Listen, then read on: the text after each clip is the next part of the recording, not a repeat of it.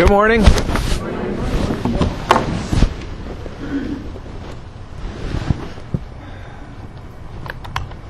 Good morning. There we go. Yeah. Thank you. Self-portrait. Before we get started this morning, I do have a little bit of business, but it's good business. I mean, Beatrice, Aranda have sought to be seen as part of our family. So if y'all wouldn't mind standing up real quick so people can see you, if you haven't had a chance to meet them, welcome to the family.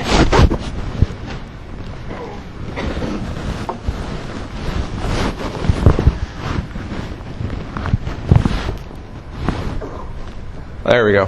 Has anybody ever heard this? The eyes are the window of the soul. It's one of those statements which can't really be agreed upon who said it first, but it's been around for a long, long time. The eyes are the window to the soul.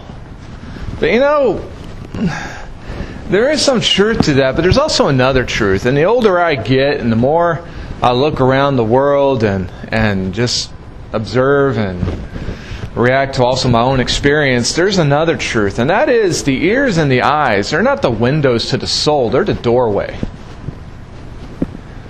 They're the doorway to the soul. What we see and what we hear impact us. It impacts us. And it can have the ability to change us. And in order to combat this world and this world's ways, we need to be cognizant of the ways in which we are impacted by the society and the world around us. There is an industry out there that's called the advertisement industry. And their sole purpose is to get us to break through our senses and to get into our brain so that the only thing we think about is their products. Nothing evil about it. That's their job. That's okay. But do we realize how much advertisement for the world surrounds us? This is Times Square. And just look at this and look at how many ads are around.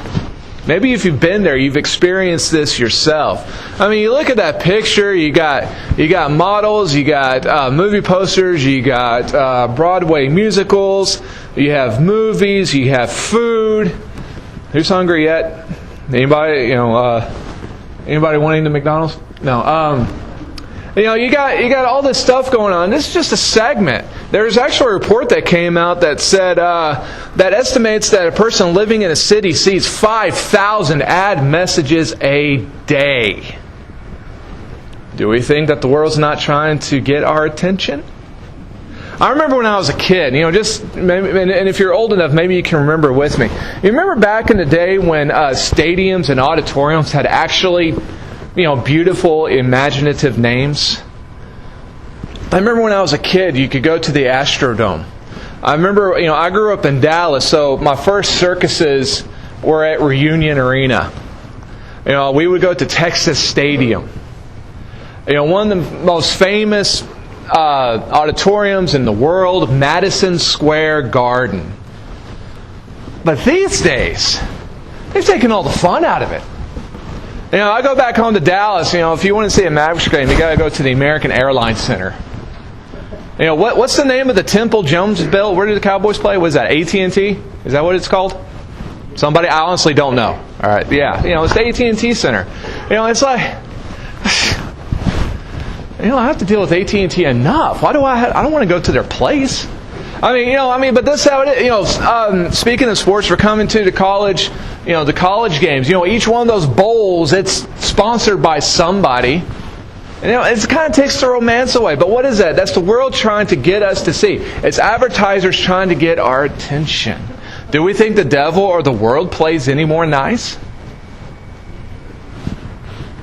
Are we aware of what we see and what we hear? Are we aware that those are the doorways to our souls? And these doorways of ours need to be guarded. They need to be locked. We need to watch them to see what's coming in, because what comes in can change us. Let's start with eyes. Careful, little eyes, what you see. Flip over with me to Matthew 6.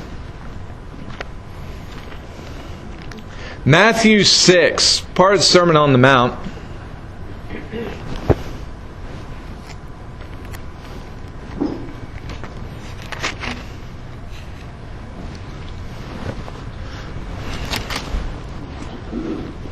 Matthew 6 and verse 22, it says, the eye is the lamp of the body.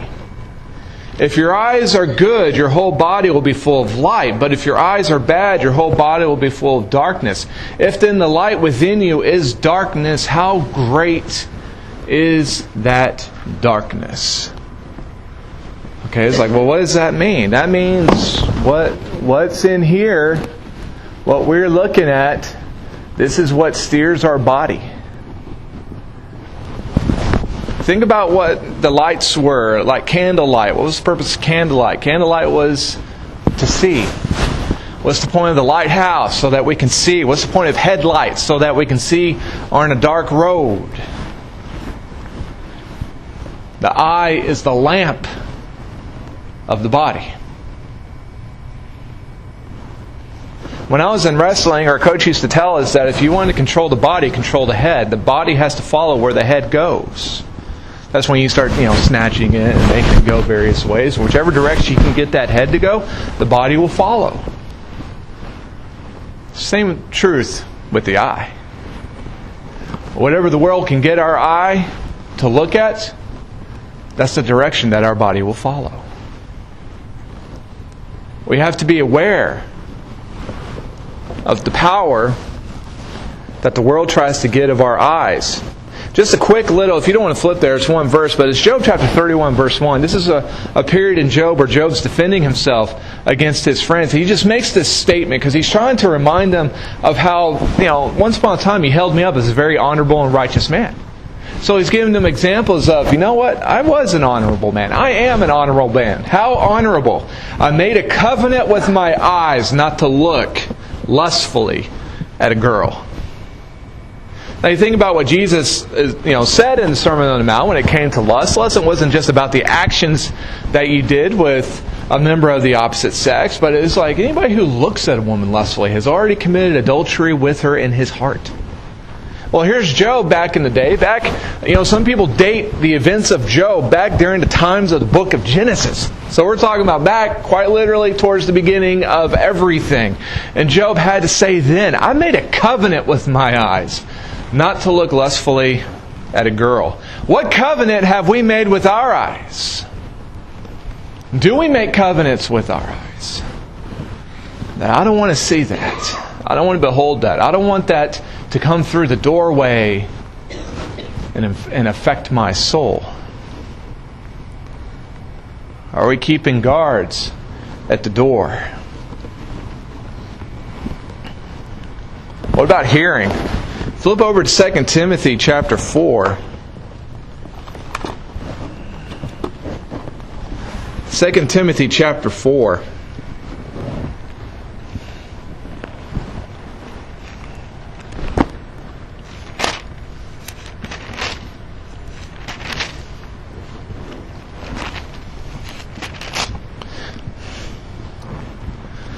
You ever had that moment where you're trying hard to find a place in the Bible only to realize that you already had a bookmarker there and you could have just...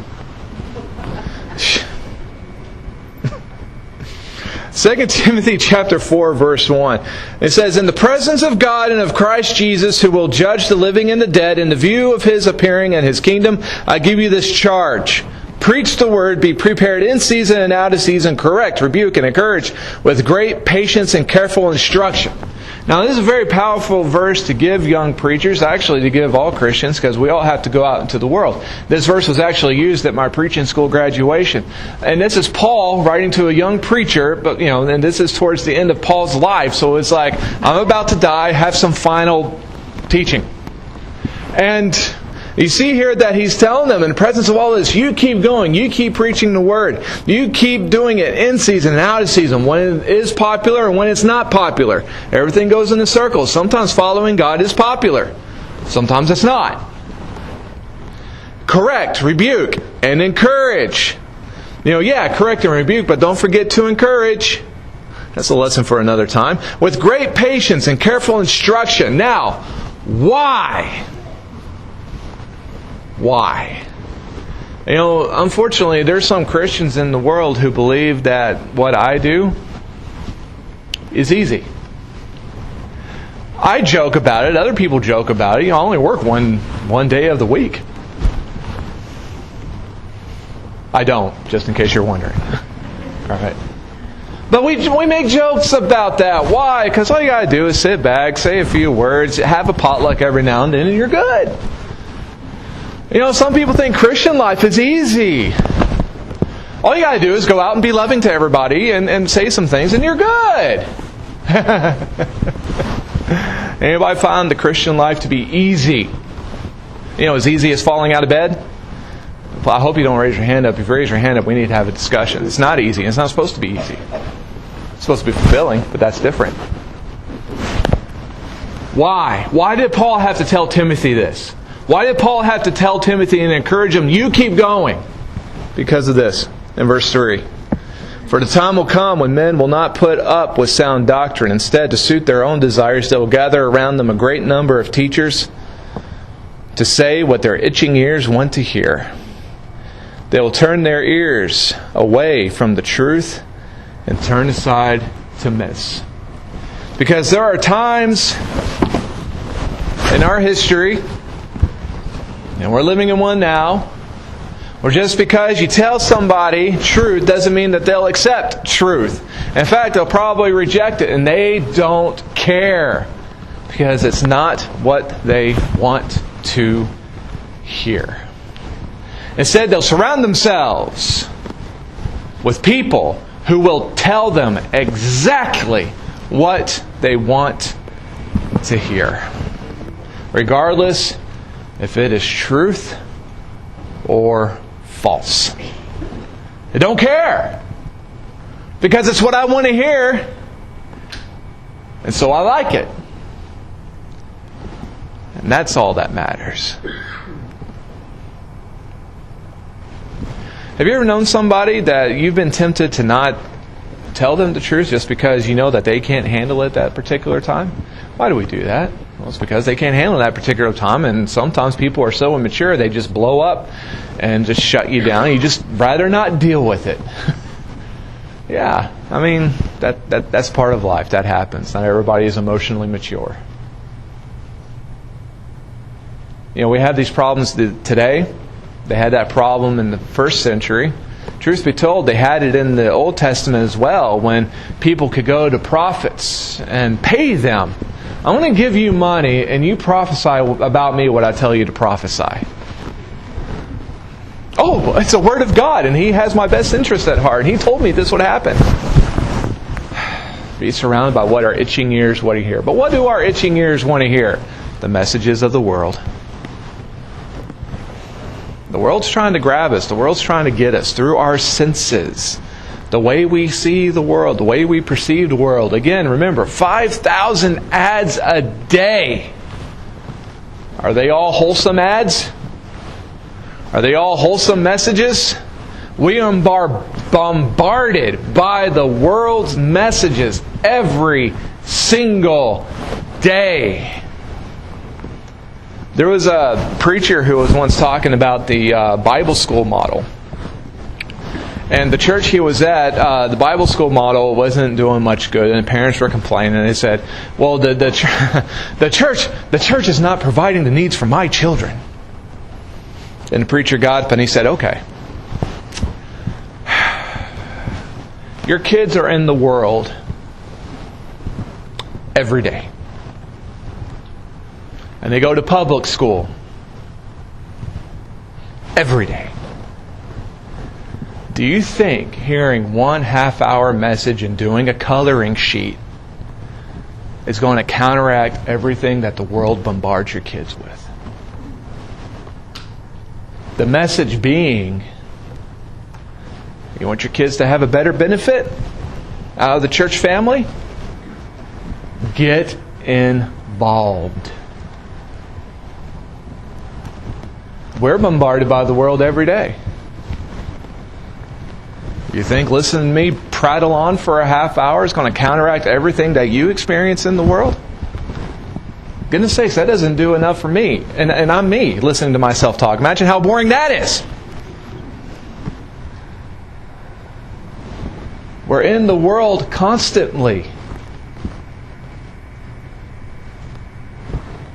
You think one little message once a week is going to counteract everything that the world tries to throw at us?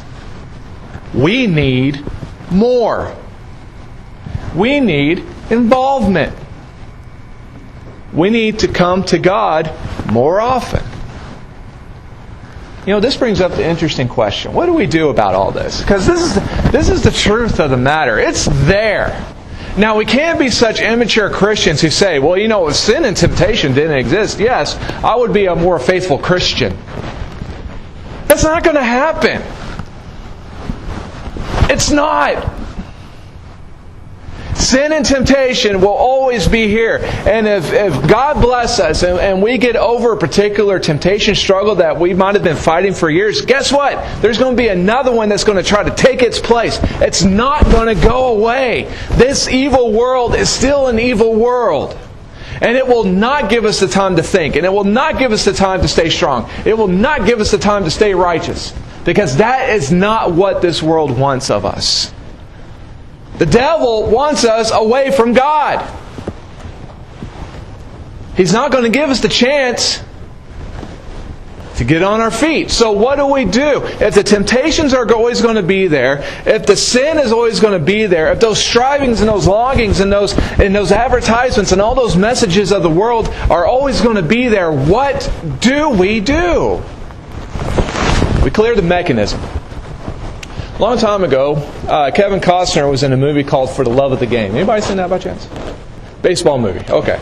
There's a scene in there at the beginning. Now, if you've never seen this, Kevin Costner plays a pitcher pitching his last baseball game. And while he's pitching his game, they go back and do kind of a life story of him. And so he's a seasoned pitcher and he's playing. And the cool thing I do like about these baseball games is, you notice how the New York Yankees are always the bad guys? That's cool. I like that. But anyway,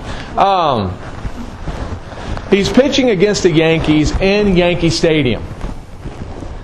And so he's the incoming pitcher and he is not a Yankee. So we're in New York, surrounded by New York fans. And baseball being baseball, there's the trash talk going on. And, you know, they're cussing him and they're insulting him. They're saying, you got nothing, you know, and all this other stuff. You also have the trains and the noises of the city going on all around him. And he's in the middle of it all on a pitcher's mound, right? Surrounded by all this.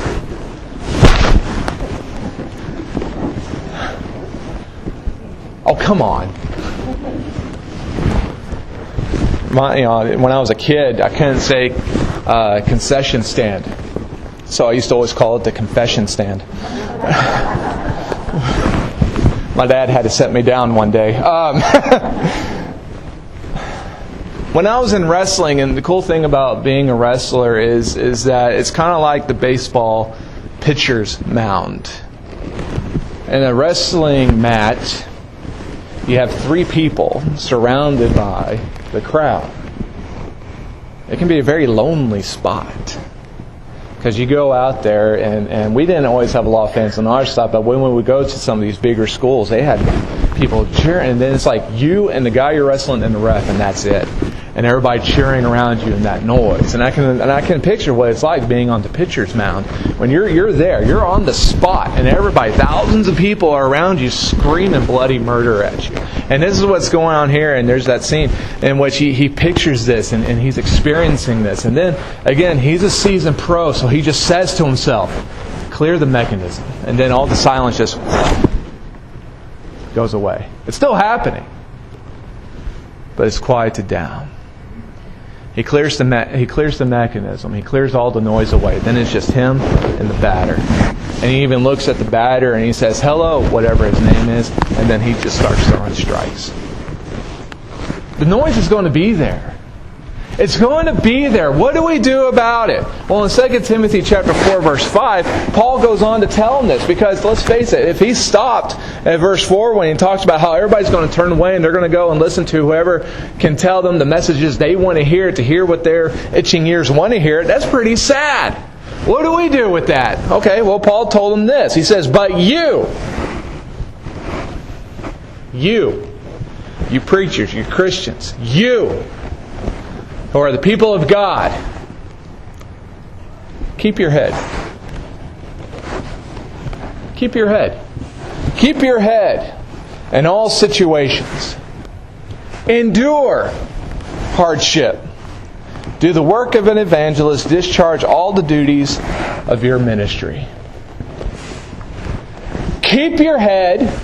Be calm. I love the fact that Tim Owsley brought up Stephen earlier. These people are throwing rocks at him like a baseball pitcher. He forgave them before he died. Could we do that? Could we do that? Guess what? The world don't like the people of God. But can we keep our head? Can we keep calm? Can we keep our patience? And can we keep on loving them to the point that we are able to still work with them? Even when they don't hear us. Even when they might not be seeing us. Do we still have the ability to keep our head? Do we have the ability to endure? Do we have the ability to take the mockings, to take the insults, to take the name calling? You know what? In some parts of the world, to take the violence. And to take the very real and physical punishment that other Christians in the world are going through.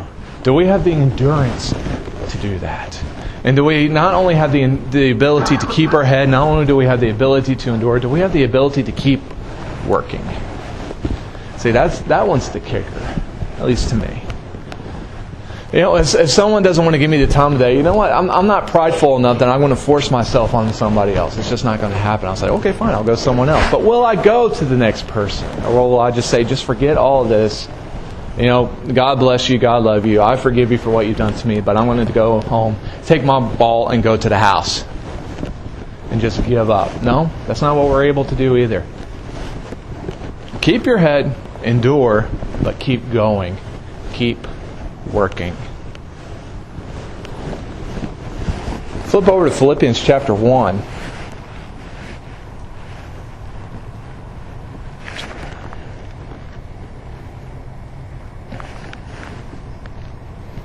Philippians chapter 1.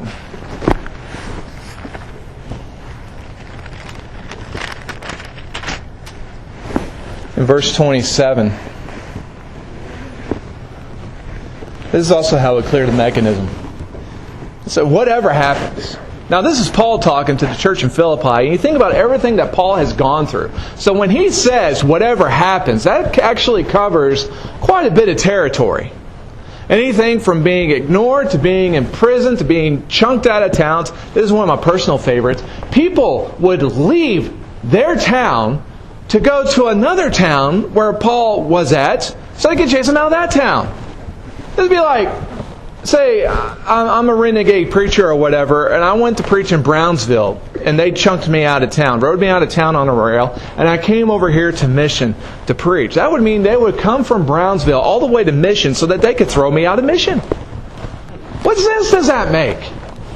I'm not even there anymore, but that's what the people did to Paul. So whenever Paul talks about whatever happens, that's a very big possibility barrel. Conduct yourselves in a manner worthy of the gospel of Christ. The world's going to do what it's going to do. Unfortunately, we cannot force the world to do anything. None of us in here have that kind of power. But whatever they do, whatever happens, happens. We conduct ourselves in a manner worthy of the gospel of Christ. You know, the Christ who, like Stephen, or I should say Stephen copied Christ, forgave people when they were killing them. You know, the Christ we worshipped who never used His power for His own ends, but always used His power for the benefit of being a servant to others.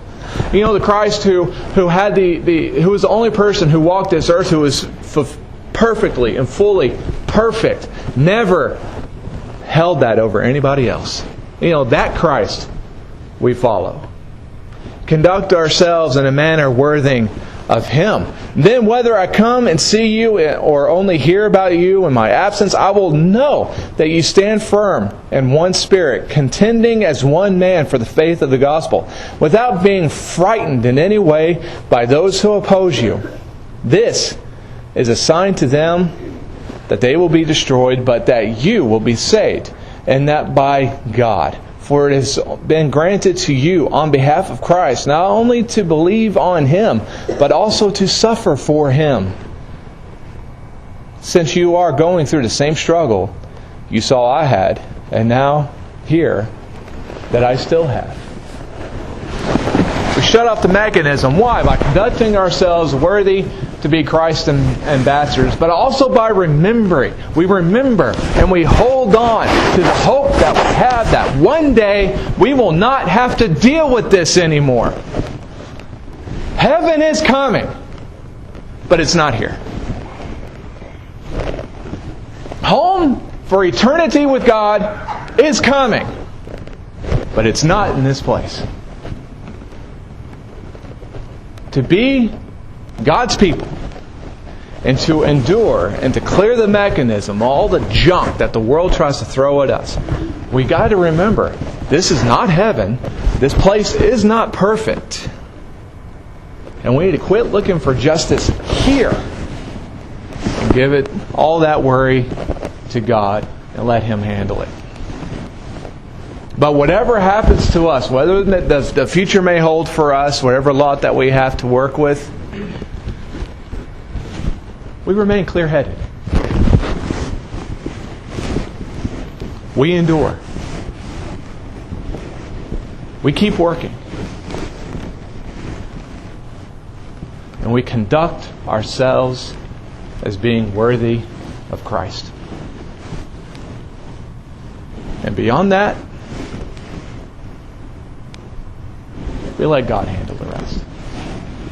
We don't worry about it. But we live with a better hope. The eyes and the ears, they're the doorways to our soul. Are regarding what we're letting in.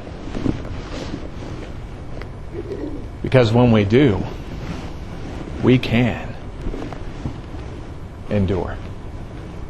Don't let the world win. Don't let the world make you its puppet. But guard the doorways and continue on. This morning we'd like to offer the invitation to those of you who might be hurting or suffering or something. Maybe you've had enough. Maybe the time has come in your life that you're tired of the way that the world and the devil has been trying to get you to live and trying to get you to work and try to get you to be. We'd love to pray with you and comfort you and study with you. And maybe the time has come where you've had enough of the life of sin and you would like to start anew. We have the baptismal waters ready if you would like to be baptized, have your sins washed away, and to arise a new creature free from the sin that has entangled, so that you may seek to live the rest of your life as a follower of God. But whatever hope you have, or whatever needs you have, would you please come down as we stand and as we sing.